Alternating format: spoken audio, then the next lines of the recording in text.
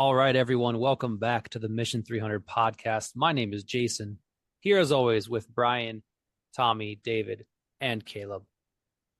We have a question for ourselves and for you guys since you're here listening in. What makes a good man?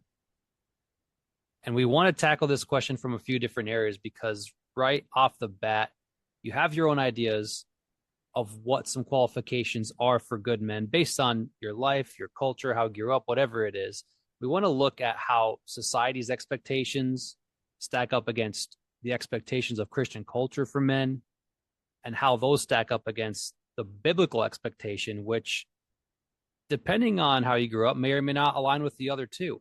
And so what's going to be interesting about this is on these episodes, we have such a variety of different perspectives between all of us guys. We have multiple generations, various walks of life to give a really good range of perspectives on this. And sometimes they align. Sometimes people agree with me because I'm right. And sometimes we clash a little bit. But I've heard it said that iron sharpens iron. So, Brian, what actually makes a good man? There's a quote from Jordan Peterson, and he said, "A harmless man is not a good man. A good man is a dangerous man who has it under voluntary control." And if we were to break that down, that is really saying how the meek shall inherit the earth. And if you go look at that, that is what a meek person is. Now, it's not so much defining what a good man looks like, is how do you walk out a good man in all the expectations, in all the cultural nuances, in all of the Christian cultural expectations. And then you look in the Bible for show me a good man. And the men that you would look to that God would say is a good man, we don't want to define our lives in that look because they seem to break all the rules of what we said is a good man in our Christian circles. So my point is, I think these definitions become very hard because we spend so much time trying not to do it wrong that we don't know what to do right. So we don't celebrate what's right. We tend to celebrate what they did wrong, and we just want to avoid that mistake. And living avoiding that mistake, I think that puts us into a very passive place where we do nothing and we become impotent in our lives towards other things. So I'm still exploring that, but those are some of the questions that emerge as I start pursuing this. Maybe something to ponder too is how do we define good? Well, I think that goes right into what we were talking about before. Is like good is defined by the expectations of the person that which sets it, right? So, like, if I'm looking at you culturally, are you a good man? Am I looking at it from my Christian perspective? Am I looking at it from my biblical perspective? Am I looking at it from me growing up? My experience with my dad? Because all those experiences are pretty different. I mean, culturally, I don't know if I would be a man. Christian, I don't think I hit all the boxes of what a man should be. Biblically, I hope I pursue that. But it's all these different expectations that it's like, where do I even begin? Is there maybe a problem even in that? Because culturally, you could get more specific on what you're supposed to do to be a good man. But if I ask you or myself, biblically, how does the Bible describe a good man? Do we end up drawing a blank because we either don't know or there's not enough in there to go off of? Like, do we even know? I think there's enough to go off of. I just think we don't know. I think in a lot of things, I was listening to this one. He's this Christian businessman and showing how his experience with business and Christianity and stuff. And one of his main points was that he's at this bus stop in, I think it was like California or something. Someone walked up and he was saying he was a Christian, and the guy at the bus stop was saying, "Oh, I thought you were smart," or something like that. right? And that interaction just kind of cemented in his mind because he's like, my job as a Christian is to be the best, or not the best, but an example. Like, I might be the only Bible that someone ever reads, right? And I think as Christians, at least my goal, I don't know if it's the biblical goal because I don't have a Bible verse to back it up, but pursue whatever way, like with all your heart in that kind of way and pursue it with God. And I guess there is a difficult balance of figuring out how to work with God instead of trying to get God to work with you. And Mm. that wavelength. But personally, my goal is to just be a Christian example of that. Because that one question, I thought, like, oh, I thought you were like high quality. Oh Mm. no, you went to this Christian thing, so now you're it's lower quality. And I think breaking that Christian. I do. It kind of makes me wonder if we've let some of those expectations, like when we look at Christian culture expectations, is that what we expect from ourselves or fellow Christians is a low bar? Like, do we have, this is probably a poor way to phrase it, but do we have so much grace that we've set the bar too low for ourselves and for each other in the brotherhood?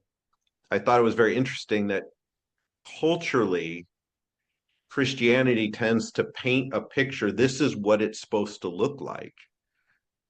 And so we, as a good Christian man, is trying to hit all those boxes to fit in until you realize you can't in your effort ever fit those boxes. There's no end to becoming the right thing. But then when you look back on your life, you have this track record of nothingness that's contributed to nothingness because your whole focus was really about you trying to be the right person. And yes, we're always fixing things. Yes, you're going to have to face yourself. Yes, you're going to have to deal with the nuances of your life that need to be changed. But if we do it from a God perspective that we allow him to pull something up and then we walk with him into that, we become his version of a man that what the world wasn't worthy of. And so that's what I would rather walk in because there's hope in that. Now I can live fully from the identity that he's given, trusting he'll help me navigate those sharp edges that need to be rubbed off. But I can't just go live in a rock tumbler. Living in a rock tumbler, at the end of the day, I just get shiny rocks that are really worth nothing. They're just pretty. And so God isn't looking for a bunch of rock tumbling pretty rocks. He wants to be the one that honed and cut that rock and shaped it that we get to say, I reflected who he is. And I think David said that really good at the very beginning is I want that we might be the only Bible someone reads. That means he's the author of this Bible. But if we're always trying to fix ourselves so we're a good enough piece of paper for him to write on, we almost strip away what he's trying to do. And I think this comes all the way back. We've talked about this before is God, what do you need me to know? Who am I to you? Who are you? And what do I need to know about this next phase? Now, that is being introspective in a sense, but it's not being, he's bringing out what needs to be adjusted in those moments so we can start walking that out because the framework, I think what we have is a bunch of legends on the map throughout history, but your path is going to be unique how you walk that out. And I don't mean that there's 100 ways to God or 100 ways to do this.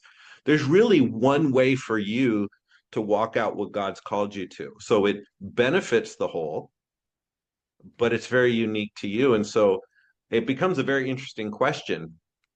And especially in Christianity, because we want to do what's right, but we tend to be more institutionalized in trying to be something versus being and trusting God's going to navigate me as I'm walking the journey through. And maybe we're asking the wrong question then too, because if we're asking ourselves what makes a good man, maybe there's at least the sub question we need to be asking of, well, who am I trying to convince that I'm good? Like someone was interviewing me a few years ago, and it was right after a Bible study I just finished. And one of their questions was, how do you define success for what you do with ministry, your business, or whatever? And I remember in the moment, I kind of knew it was an interpreted version of stuff I'd learned from Brian over the years, because my instant response was doing what my father wants me to do. And they said, okay, that's good. What else? That's it.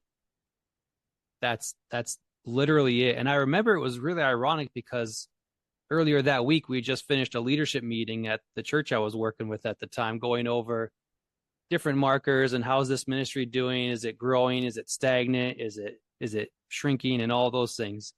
And I just remember the only thing on my mind was, am I doing what my father wants me to do? If I'm doing that, that's success. I'm on the right trail. If I'm trying to convince this person over here that I'm a good man, well, then my parameters are going to change for better or for worse. Well, for worse. So maybe that's an internal question we need to ask is, who are you trying to convince in the first place? Ties into your identity as well. Because if you make things, positions, places that you go, titles, the things you own, your identity, then you're always chasing that next thing. And you can see that in the culture, and you can also see that within Christianity as well. Well, I want to be the leader of the Bible study. Who cares if you're the leader of the Bible study? What does that title give you? If you're doing what your father has commanded you to do, then you're walking a good walk. You're walking with God in that. Titles, positions, possessions don't matter in the eyes of God. Makes me think of, like, just recently I've been dealing with this question myself. Like, am I being too overly ambitious in my job, in my pursuit with my work? But then you fall back to the other side of it as, okay, I'm too passive. I'm not pursuing anything, and I'm not even walking with God. I'm sitting here doing nothing as time's going by. Is the pursuit worth it? It's an interesting thought, because when you look at the expectations, whether it's society, the church, whatever it is, the expectation for a man is a good man is passionate about his work. And the second that phrase ends, it's, whoa, but not too passionate. Because then you become upset. And we have no idea where that line is. So then we're stuck with questioning every. Just wait. He's got a wife and kids. I mean, he's got responsibilities that he has to take care of at home. You know, he's got that dog that needs walking every day. I mean, what a terrible guy. What a terrible guy you are. Neglecting that dog. And I mean, not to compare children to dogs, but you know, it's that thing. It's like it's that balance you have to walk almost within the culture. It's like, I don't see that in the Bible. Do you see balance in the Bible? Like, I don't see that. Like, Noah's out here building an ark. Like, he wasn't like, oh, maybe I'll take a day off and not do that. It's like, no, like, these people are like mocking him, and yet the whole world floods. They should have been building boats the whole time. Like, he's all in. Like, that's a guy who cares about his family, who cares about his kids, who cares about the world. Like, yeah, I don't know. Well, that's a great example too. Even for your context, we were talking about, am I being too ambitious with something or not ambitious enough? Like, who are we asking that question to? Even like, we can go to mentors, and that's a great thing to do. Maybe you can even go to your spouse, maybe not. I don't mean you, I mean in general. But if I picture Noah, who's he asking that question to? Well, am I taking this flood thing too seriously? Who are you asking? Are you asking all the people that are mocking you for decades, or are you asking the one that said, I'm going to flood the world, build a boat? All I know is when I go get on an airplane, I don't want the guy building it that was half-hearted. Like, I don't want him to kind of do a good job. Like, be good at this, but you need to be good at the other things. I want to make sure he knows how decompression works. I want to make sure those rivets are properly done. I don't want the guy that just said, well, I worked my 9 to 5 and, I did the best that I could today. I gave my best. And then I have other things I need to do. Like, I don't want to know Noah. Well, God gave me this vision and I didn't want to put too much into it. So I didn't pitch every part of the scene as they're sinking in. You know what I'm saying? Like, this is a weird balance point of what makes something good, and maybe the definition, but how do we be fully in our calling? And I think there's an answer to this. So I'm going to pose it though. How do we be fully in our calling and yet deal with all the other areas of life that we're responsible for? So I'm gonna take your question and throw it right back at you. How did you pursue your mission and your calling yet still be a good father? How did you do that? Because right now that seems like impossible for me. I like, how do you do that? I know it's possible because I see it being done, but to me it's like it's so foreign. Like I don't know. Maybe it's just my young age. Maybe David could probably answer that better, because that's why we had to put aside counseling money for future stuff. There's no question. If I were to look back, would I do some things differently? Man, I sure would. I sure would. But I didn't know then what I know now. I couldn't learn enough until I got into it.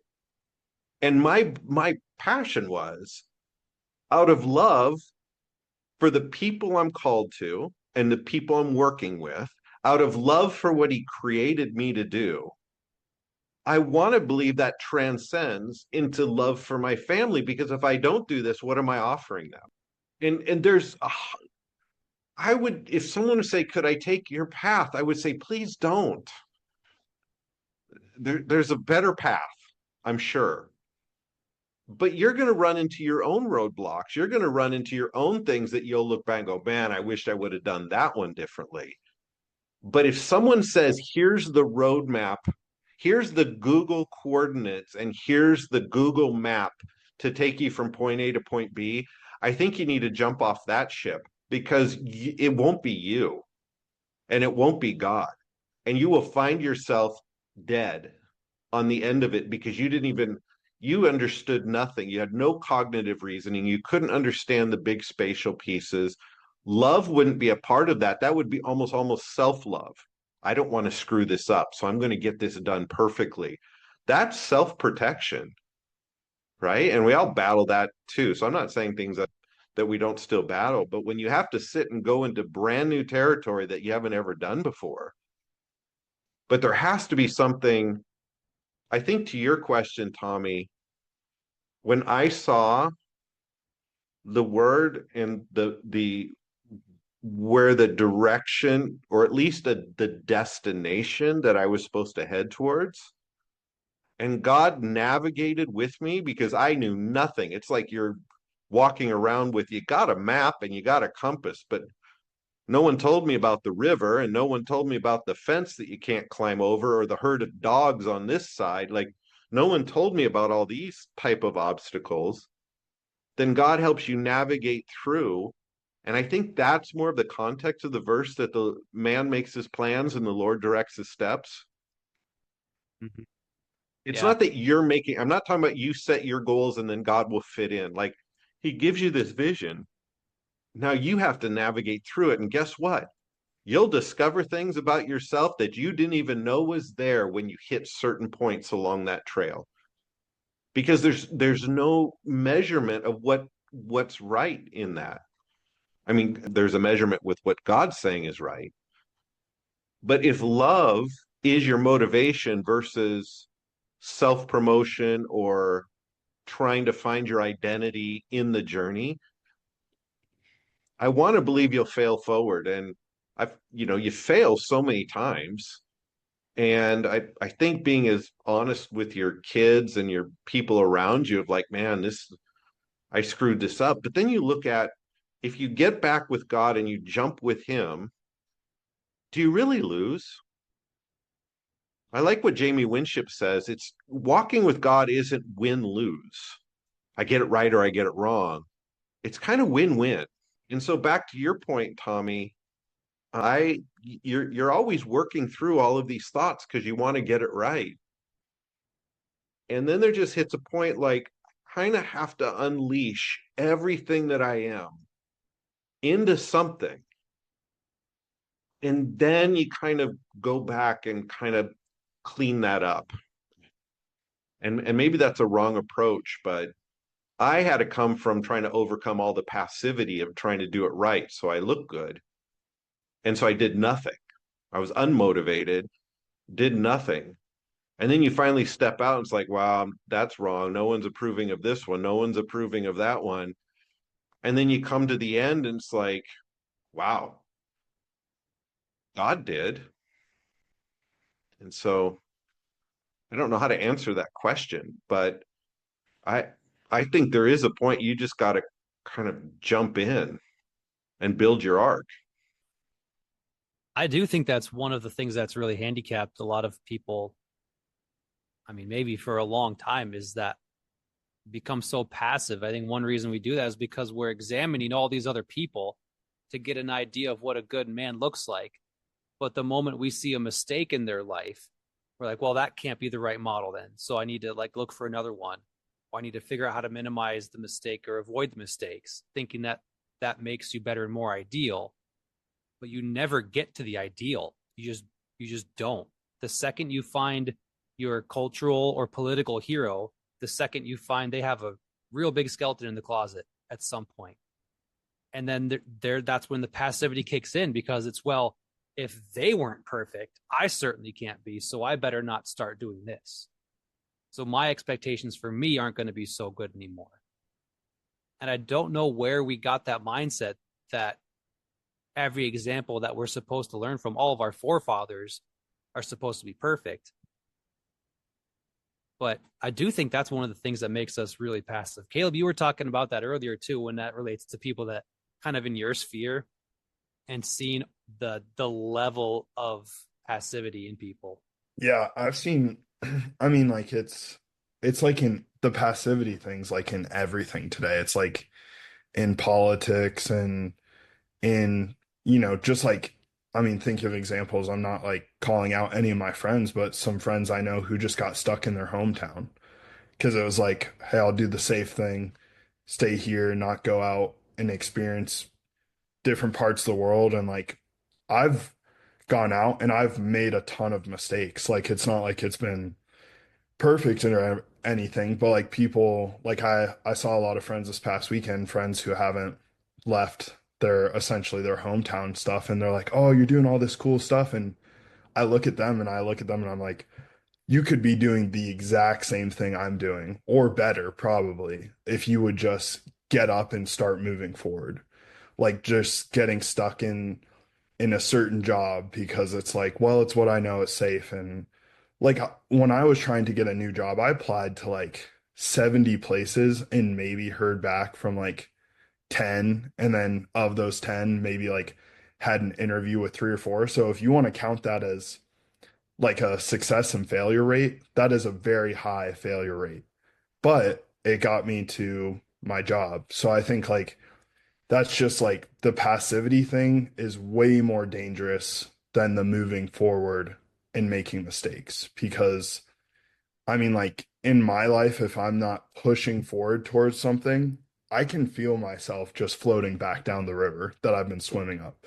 It is not a current that's like pushing you forward. It's like from my experience, just my own like mind and everything, like just everything around you is a current that is moving away from where you should be going. Whether that's like your own passivity, like my own, like, I don't care. That's like a dangerous aspect for myself that I have to watch out for, because like that part is working against me. And so it's like, and there's so much in life like that that'll stop you from trying to move forward. And I think if, like, I don't know, it just from experience and seeing it in people around me who you can see the potential that they have, like so much potential. And you're just trying to like be like, if you just start moving forward, even if it's not the perfect direction, you will get somewhere.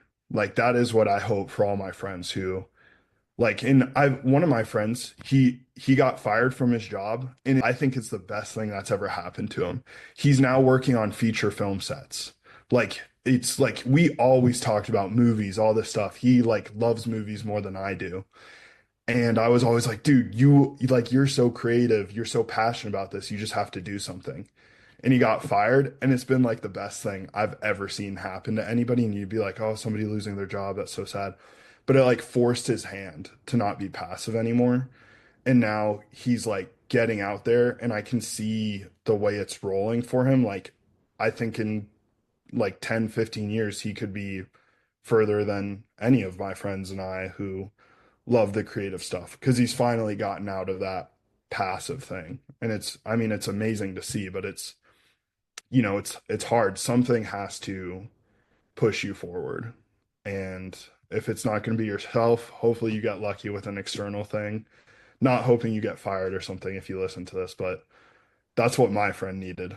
So, Can I get in trouble real quick and kind of throw something out there? Because when you're talking about your failure rate with how many places you applied to, there's this stereotype of the nitpicking mother who says, well, sure, you're riding your bike now, but you fell off 20 times before you learned to ride it.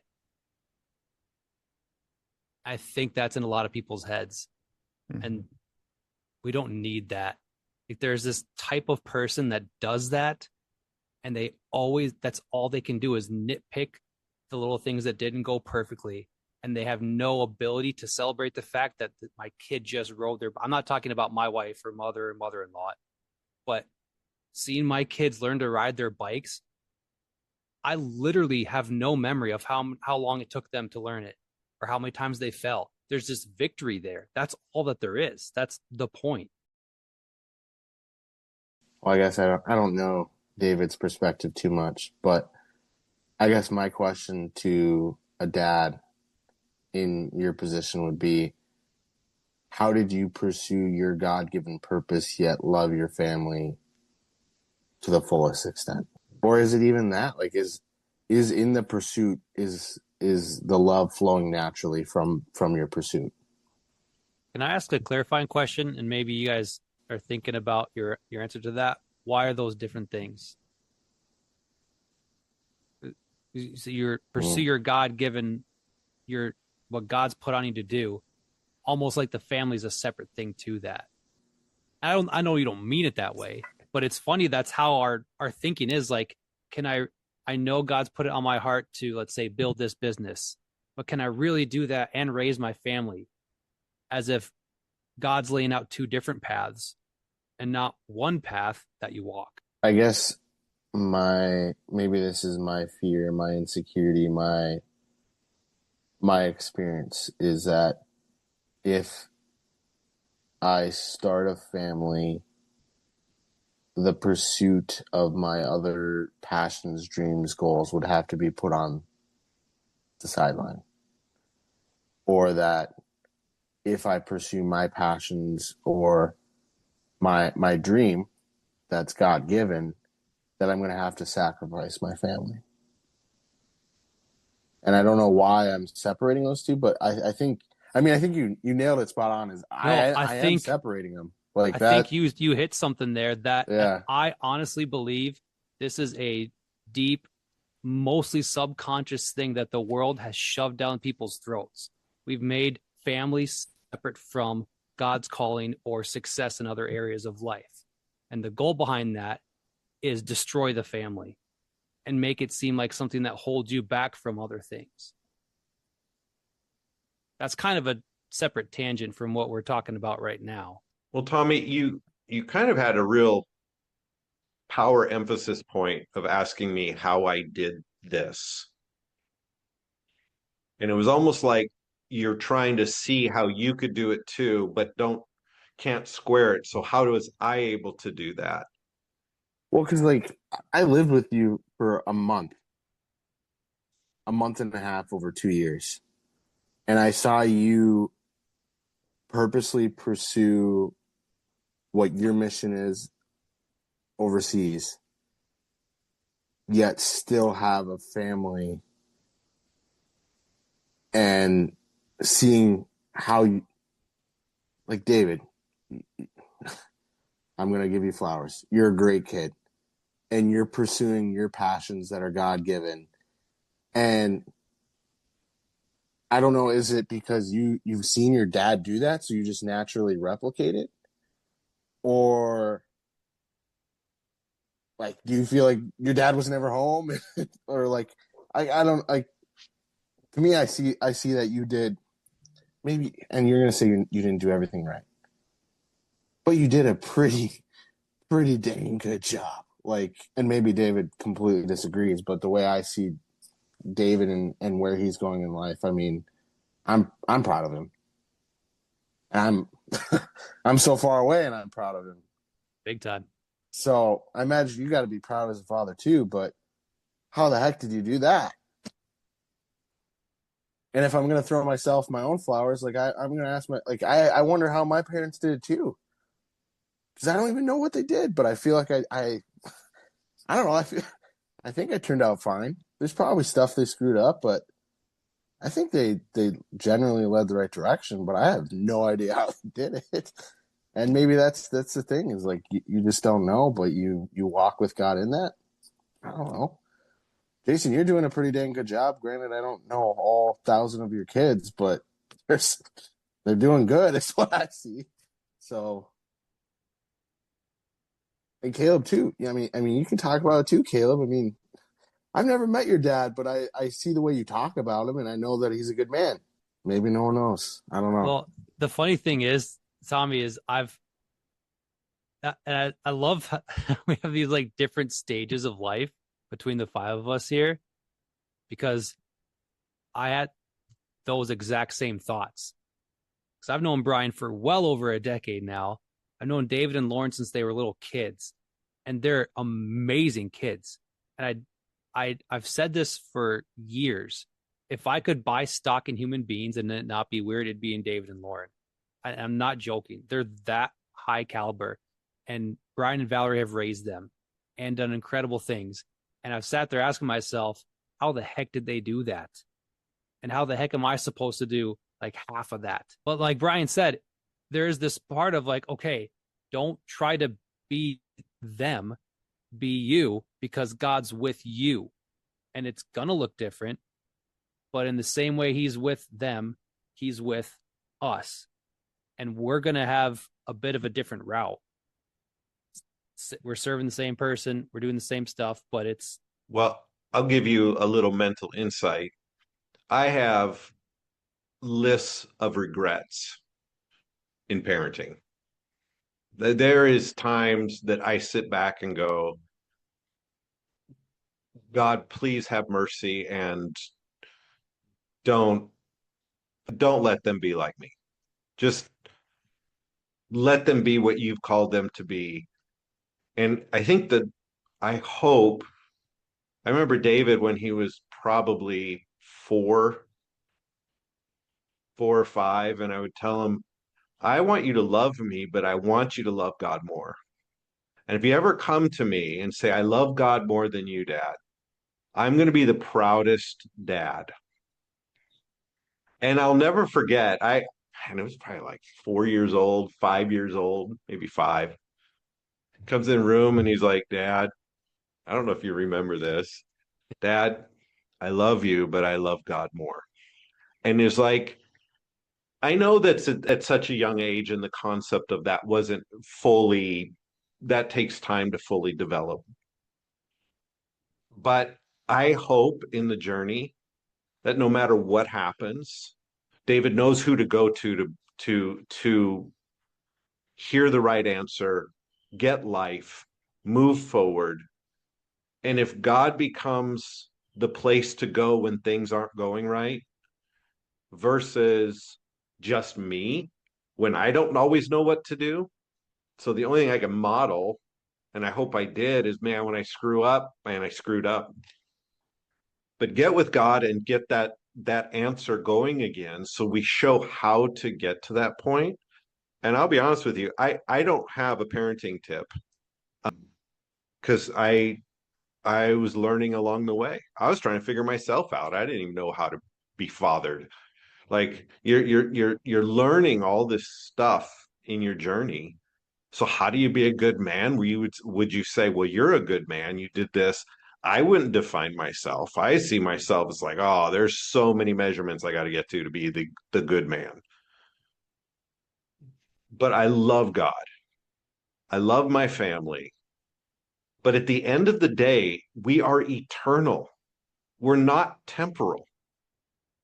And if you're eternal, I know this is a hard mind shift. It's like this time here is short. So if you're eternal, and I don't, at the end of the day, God is not going to, when I get to heaven, he isn't going to say, well, were you good at your job? Were you a good dad? Were you, did you get the right measurements in these areas? He's going to ask one thing. Did you do what I told you to do? And to be able to say yes, that means even after the mistakes, you listen, you redirect, you get back on point. That's the measurement. And then I have to trust if that's the direction, my love won't be thinking about me because I'm already secure in him. My identity is secure in him. Now I can be aware of the times when David's missing something here. I need to step in on this, or I need to listen more, or I don't need to give him more rules. I need to show him, allow him to be free in a safe environment to fail, and then be there when he does. Like you're able to hear when to do those things, but I don't, man, there's no class on that. I would say there is a class, and you walked me just right through it. And it's very simple. And you said it, and you might have not even known you said it, but you said you let God father you, and then the Father came out of you. That's it right there. You loved God so much that you let him father you in your life, and that naturally came out of you. And I think it's produced in David, too, that you're walking with the Father, too. You're hearing his voice. That's more important than your earthly father. David has still dodged the question because he had to live under this. So we're talking about it from our perspective, but he had it. He was stuck in this thing. So he didn't have a choice of getting moved across the world and living in another country and not speaking the language and having to do school online and having to labor to go find friends. Like friends just don't show up because you're in class together. You have to go make friends and be deliberate and go do all of that and then yet still have an engineering mind.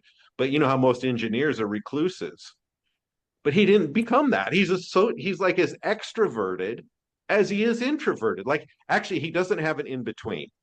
The one-on-one stuff is not a David thing. The big group doing it together, something exciting, something adventurous, and then he's like not locked in his room, but could be locked on a project for hours, programming, engineering, like those two mindsets. But I think he was forced, to be honest with you, he was forced into that because there ain't no other life unless you have to be so deliberate living in another country. And he did. So I'm curious to how he responded to that. And I would love to hear him speak to that because I think it might be a better answer than me speaking to it. I think you guys just laid out what to do and where to go. And I always knew that the only way to go was God. And I don't even know because it didn't really connect until maybe 15, 14. And then where I was just a really low point in life. And then I just found, okay, well, I know God is the answer. Then I got hooked on certain teachings of find, follow, fulfill God's will teaching. And then I just want to know more from there. But I think in every aspect, I was shown this is the way forward. This is where you go if you want to go there. If you want to find something, this is the direction. And I was given an example of what that looks like and what to do in this situation, how to call on God and who God is as a father. And I don't know. I think a lot of the engineering stuff did come from being stuck in my room for too long. I don't know. I think it's the best I can describe it. Wow. When I you think there's a say lot to go ahead, Caleb. when you say you knew God was the answer, I think that's a key right there because I don't think many people, when they're like 14 or 15 your age, are drawing that conclusion. And so I would be curious, like, where did you even get that idea from? Because I think that's like the deciding factor for a lot of people's lives because everybody's looking for answers on stuff. And I don't think most people go, I knew God was the answer. So it's just like, how do I get there? And so I'd be curious where you think you got kind of like, where were you drawing these conclusions from at that age that I don't think most people that young would be thinking? I think the first thing is I got like really sick one day and my parents just put on Andrew Womack and I found this one, it was a book he made, Find, Follow, Fulfill God's Will. And I think I read that book two or three times. And at first, it kind of gave me a misconstrued what it looks like, but it brought me to verses like, you seek God with all your heart and all your might, you will find him. And if you find him, you'll know exactly where to go. And I think that book is what kind of developed that idea so strongly. And then I was shown like Peter Daniels, Robert Letourneau. Robert Letourneau is probably my favorite example. He has a book and he developed all this earth moving equipment. But in all of this, it still took a long time to flesh out that idea on what is enough in the gospel and how do I want to do this and et cetera, et cetera. But I think mainly the verse that you seek God with all your heart and all your might, you will find him is I developed, I was taught the idea of what that looks like. I think something too is sometimes we construe the idea that I'm just going to pursue my passion. I think sometimes we use that word in a context of a world. Our world says passion, like I just got to follow my heart, and you know, and then we have to have a correction in Christianity that your heart's evil and da da da da. And the problem is we're just not defining the same word. I'm not talking about your unregenerated born again heart. I'm talking about the Ezekiel. He's put a new heart of flesh in you, and he wrote his laws in there that it's there. So now you're dealing with your true identity versus the lies that we believe. So when I hear the word passion, I see it as suffering, sacrifice, cost. You're going to lose your old self. You're going to lose part of your old self, your old memories in this, but you're gaining what you really are. So you're kind of emerging.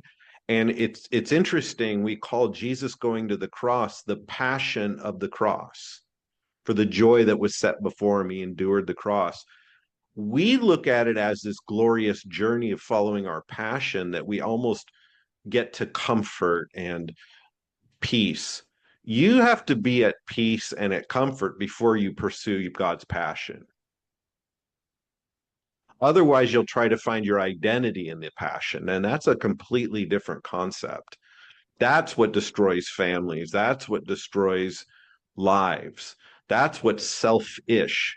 Selfless is I know what I am, and out of the passion for what God is desiring to do around us, you're going to give your all into that, and it's going to cost you something. And you know what? It is going to cost something.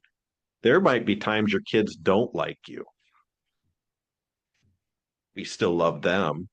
There might be times that people don't approve of what you're doing. You know you're doing the right thing, and you're okay with that because you're not trying to appease them. So you're not trying to self-promote yourself. You're not trying to do those things.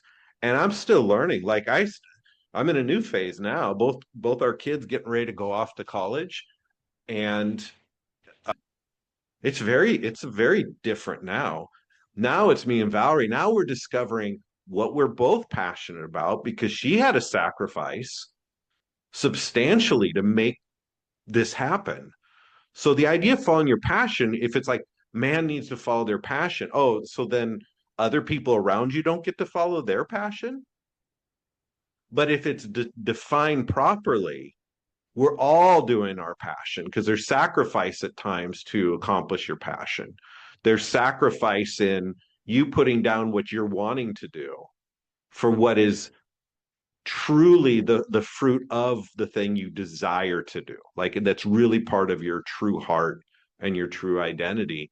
And then it pulls things together. And I can honestly say now, me and Valerie are looking forward to a whole new phase of what ministry looks like together, of what doing this looks like together. It was different when you have small children. There's a whole different cost of raising children. So there's these different phases. So I'm careful how you say that, but you have to be all in on what God's called you to do. You have to be all in. Otherwise, nothing around you is going to work. You're just going to appease, pacify, and suppress yourself and go into passive mode and try to please people.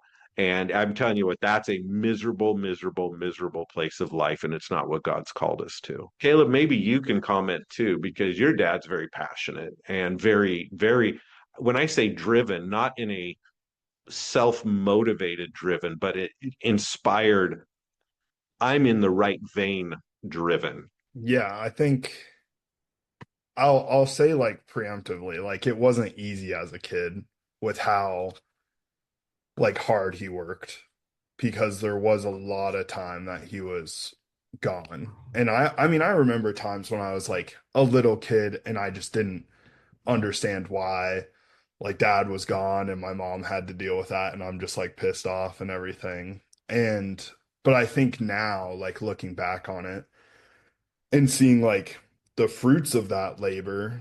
I mean, first of all, like even though he was gone, I think you said it earlier, Brian, it wasn't like he wasn't there. Like it always stood out to me when I would my friends and I really got into airsoft in high school. Like it's kind of like paintball for those who don't know.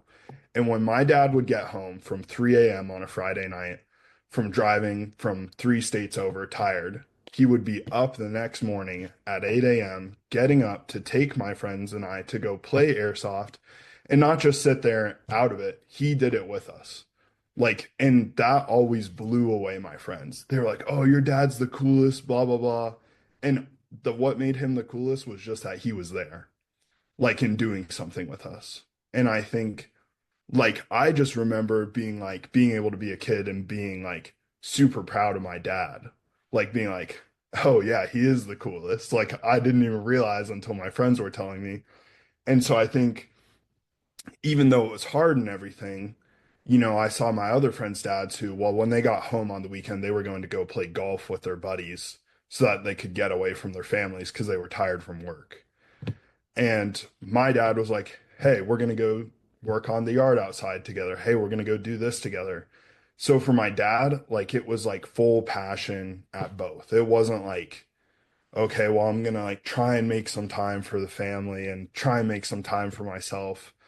Like he just I don't think like, I think we said it earlier, like he just doesn't know balance. For him, it's 100% family and 100% work, and the work behind the passion behind work is for the family because we all reap the benefits of his work and his labor. it wasn't for anybody else except for his family. And like today I'm seeing the benefits of it. Like I have a safety in the back of my head because I'm like, if something goes wrong, I can fall back on my dad. Like if he's like steady, like so I can go take risks and follow my passion. So I think like I don't even know, to be honest, if I like can live up to his same level of like just I don't even know how he did it, to be honest. Like it does not, I can't comprehend it because I don't even think I have that same level of like just I don't know, it's like energy, but he was always tired, but like not tired enough for his family. So, and honestly, like I don't even like I'm that's a cautionary tale because I'm just like I don't know anybody else. I don't know if I could do that without getting burned out in like a week of doing what he did for years. Like it's just it doesn't make sense. And I think like all I remember as a kid is him only giving credit to God for that stuff.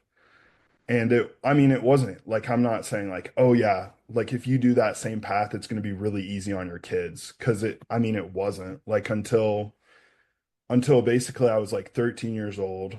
He was working for another company that like he was just gone even on the weekends because he was driving all over. The only one really doing work in that company. And then he got fired and it was like sit down conversation like, hey, I don't know what's gonna he was like letting us know at like 14, 15. I don't know what's gonna happen this next year because I just got fired from my job and I'm gonna like basically he was trying to give us a warning that he was gonna risk it all. But it was like it wasn't like he was going to coworkers or some business advisor. He was back with his family saying, hey, this is what we're doing.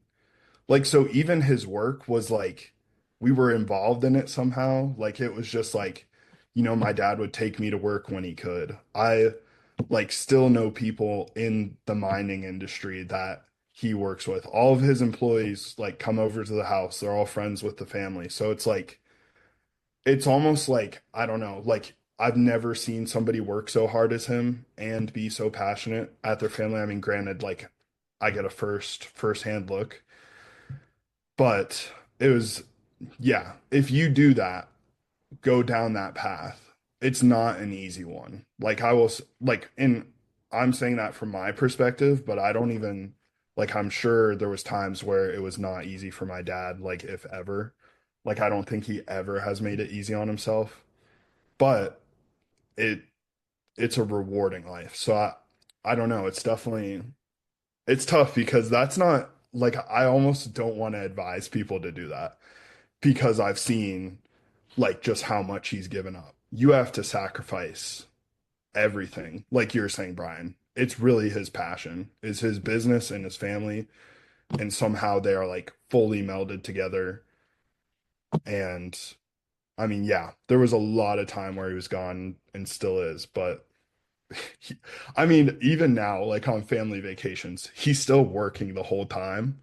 And it's just like there is aspects of that aren't easy because you're like, okay, like sometimes it's like, okay, is he fully there? But somehow he is, like he pulls it off. So I don't know. That's I don't know what it is. I should probably ask him about it sometime, but I don't really have to be worried about it yet because I don't have a family. So when the time comes, I'll be like, hey, how did you like pull that off or whatever? It was kind of crazy, but I hear the pillars of Mission 300 in that identity, strength, courage, influence. Like that was like your dad's journey right there. It's like your dad learned who he was. He had the strength to do the hard things, right? Strength to like work his guts out and then still get up on the weekend and push through with these young kids that are probably going crazy. Like imagine Caleb, you're just a crazy kid. Nah, that's yeah, just my imagination. But and then he had the courage to like even bring you guys into, hey, we're going all in on this. Like he brought the family into that. Imagine the courage that takes to be like, if I'm going to fail, I'm going to fail in front of all of you. Doesn't really matter about anyone else. I'm failing you guys. And then now look at the influence he has in your life, and I imagine your whole family, like the influence he carries now from that. That's a great model. it's even way beyond the family for the influence side of it because of that.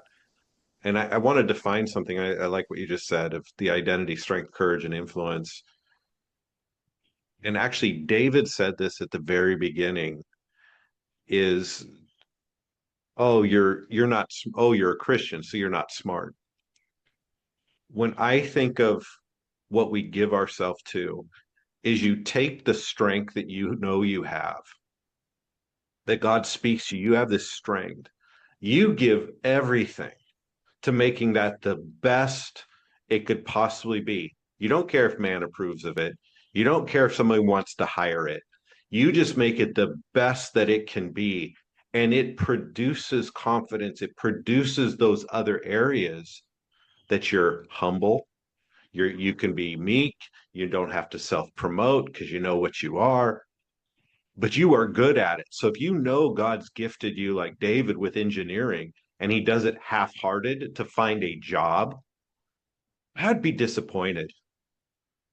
I'd be disappointed. I would be disappointed if he just did enough to get the job because that's just pleasing man. That's not developing your strengths.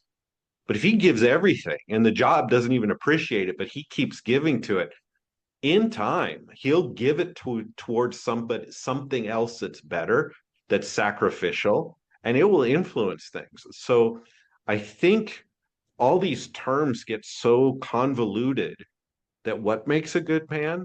One who loves God. I mean, when I say love God, like you don't care about man's opinion, loving God. Like I love God regardless of what man says.